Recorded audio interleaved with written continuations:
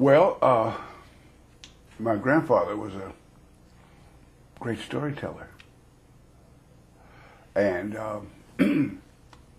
he used to tell me about, he had conversations with people that were freed slaves.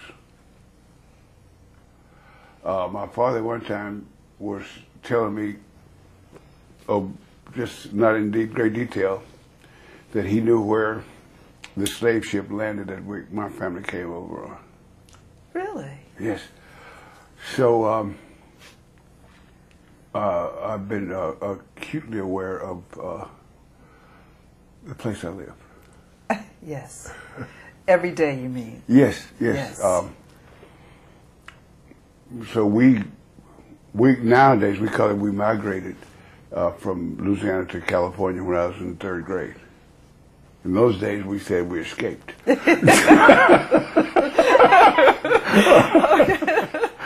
Okay. And your grandfather, this was your paternal grandfather? My father's father. And what did he do as a...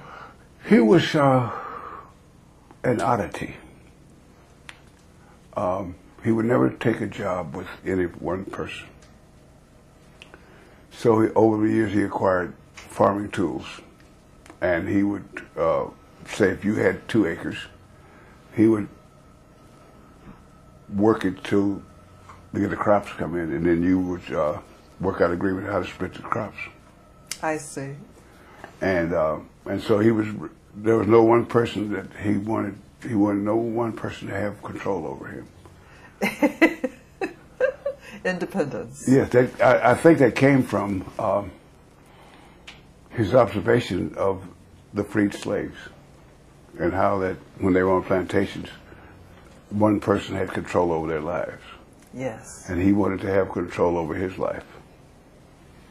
So that certainly did pass on through the generations. You know, generations, one of the things that I was not aware of, I mean, it wasn't part of my psyche, but my grandfather had 2 brushes with the Ku Klux Klan. The second one was they would not build a school for the black kids.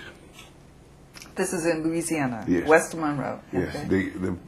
the what do you call it? The power structure, if you want to call it, or whoever.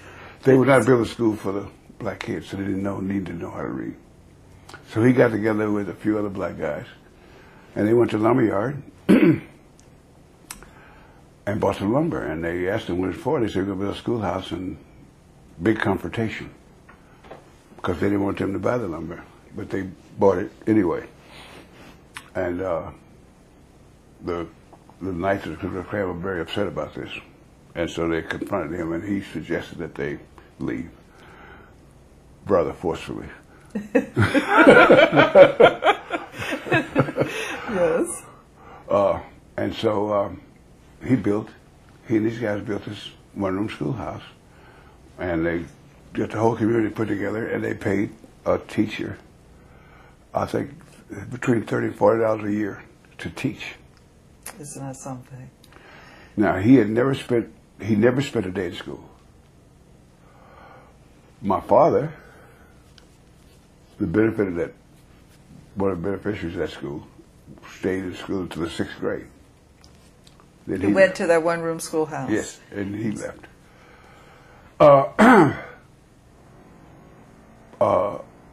I did 4 years at the University of San Francisco. Yes.